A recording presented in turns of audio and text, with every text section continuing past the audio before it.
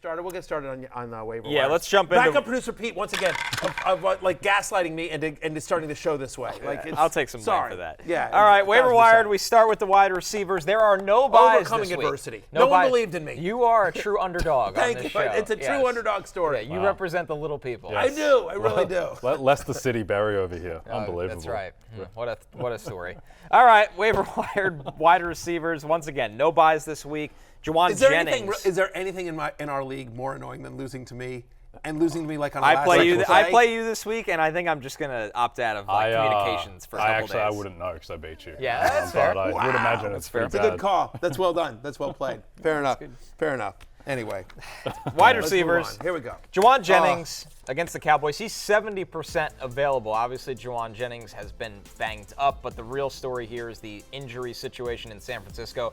Brandon Ayuk is out for the season. That is a torn ACL and MCL, a long road ahead for Brandon Ayuk. Deebo Samuel hospitalized with pneumonia. We saw him with the oxygen mask on the sideline in this game. So Deebo, obviously, a little bit of a scary situation there as he is sick. George Kittle day-to-day with a sprained foot, Matthew. So Jennings, who's had his moments, now is the guy amongst the San Francisco pass catchers? It would appear that way. Now, he didn't play last week, but the expectation is that he'll be ready to go on Sunday night. That's something else to note, just as we talk about the Niners. It is the Sunday night game against Dallas. Should be a great game right here on NBC and Peacock. I'm a company man. But we may not know up until game time. You may have to make decisions Sunday morning without knowing the status of Deebo and Kittle. Hopefully we'll get more clarity going into the week as the week progresses. And, of course, all the latest on fantasy football pregame Sunday morning on Peacock and the NFL on NBC YouTube channel. Once again, I'm a company man. To your question about Jauan Jennings, though, Connor, you're absolutely right. He's played over his last 5 games. He's gotten at least one end zone target in 4 of them.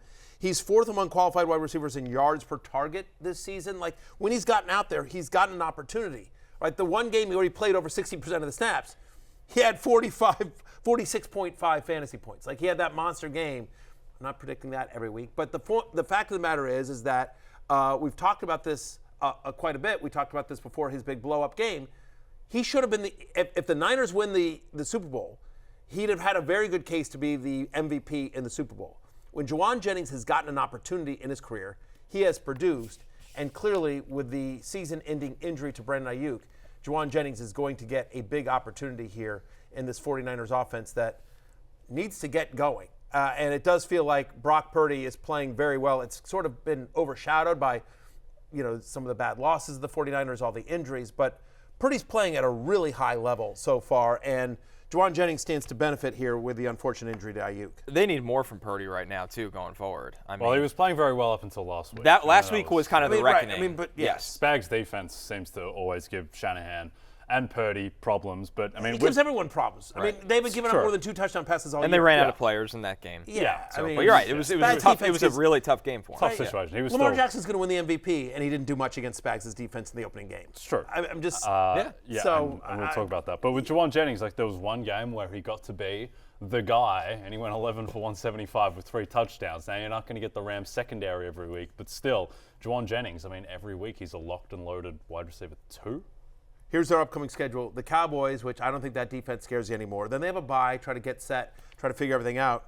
At Tampa Bay, we know that secondary is a mess. And then home to Seattle.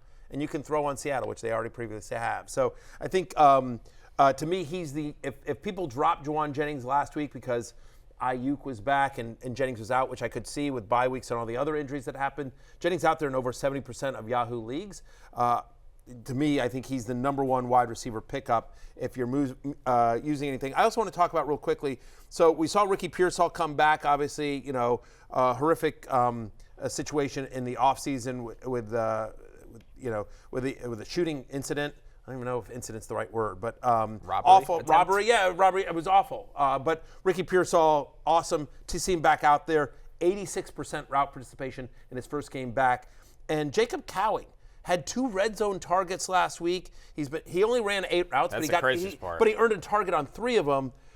For people that aren't familiar with Ricky Pearsall and Jacob Cowing, I know Cowing was a was a star at the Senior Bowl. Yeah, they both were, ironically. Well, yeah, but Ricky Pearsall was somebody that was a much higher regarded prospect. Yeah, he worked his way up to the first round, while Cowing was always going to be this day 3 kind of guy. And, listen, really small, shifty slot receiver that was highly productive for Arizona. He was their offense. Cowing. Cowing got 1 million targets in college. He's somebody that understands how to get open in the short area. I don't think he'll be a deep threat in this offense, although it feels like they're looking for one right now. But he's somebody that, is there a world where he can have that almost Ray McLeod kind of role in this offense, where he can get you 4 catches for 45 yards? Cowing can do that. So I'm curious how they kind of manage the reps.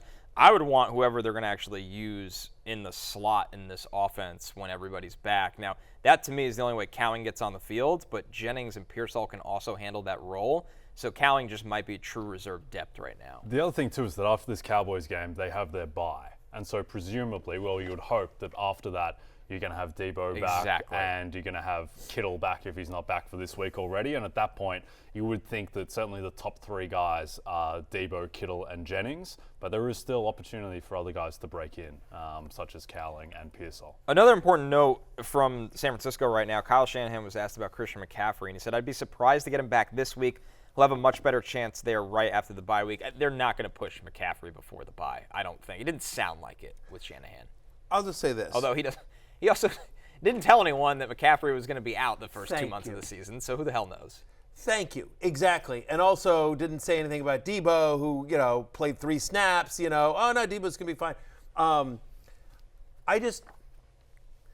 The Niners are what, 3-4? Yes. Yeah. The Niners are 3-4. Hard to believe. They don't want to go to 3-5, especially after the Seahawks won last week. The Niners don't want to go to 3-5. And it's a home game against Dallas, which is an important game, very important game for a couple reasons. Obviously, it's a big national game, NBC, blah, blah, blah. And you don't want to go to 3-5.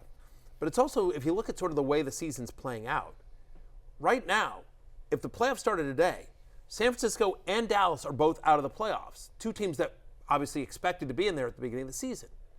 There's a very good chance this game, this Niners-Cowboys game, comes down to, at the end of the year, one of those teams makes the playoffs and one of them doesn't, especially if the Seahawks end up, continue to get hot here. And now the Niners are in the wild card position, because I don't think the Cowboys are in the division between the way the Eagles and the Commanders are playing. So all I'm saying here is that if Christian McCaffrey were coming back Sunday night, do you really think Kyle Shanahan would tell you on a Tuesday or on a Monday, based on everything we've learned about Kyle Shanahan so far this year? Exactly.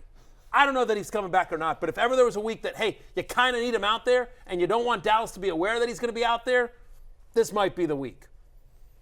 All right, moving on. I'm just saying. Fired up. Yeah. Honestly, it drives me crazy because there is actual real gambling is legal in America, and there are rules in place for reporting injuries in the NFL. And I don't mean to go all pro football talk. This is much more of a Florio, Chris Sims conversation. But it seems outrageous to me. It affects us. It affects the sports betting world. It affects the integrity of the NFL. And the fact that they're like, oh yeah, he had an Achilles tear, but we forgot to mention it. No biggie, right? We're good, right? He's out for the first 7, maybe 8 weeks of the season. The fact that they're like, oh yeah, we looked into it, no big deal. I'm like, anyway,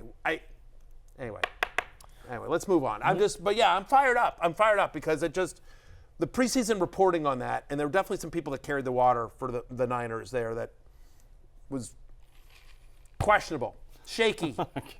I'll leave it at that. I'm trying not to get back up. Our hero fights for vengeance and justice once again. Yes. One more note on Sunday Night Football to keep an eye on for this matchup. We already prevailed in fantasy. Come on now. Micah Parsons and Deron Bland will be game time decisions. Obviously, both those players have a huge role for the Dallas defense against San Francisco if they suit up. Hey, it's Matthew Berry from NBCSports.com and RotoWorld.com, and I want to thank you so much for watching whatever it is you just watched, or if nothing else, being too lazy to click out of the autoplay after this video started, after whatever it is you actually wanted to watch finished. But now that you're here, I'd like to take a moment here to ask you respectfully now, okay? I'm asking you respectfully to subscribe to the NFL on NBC YouTube channel. You'll get the latest RotoWorld fantasy news headlines, all sorts of great shows, including my own Fantasy Football Happy Hour. So go subscribe now. Again, I'm asking respectfully.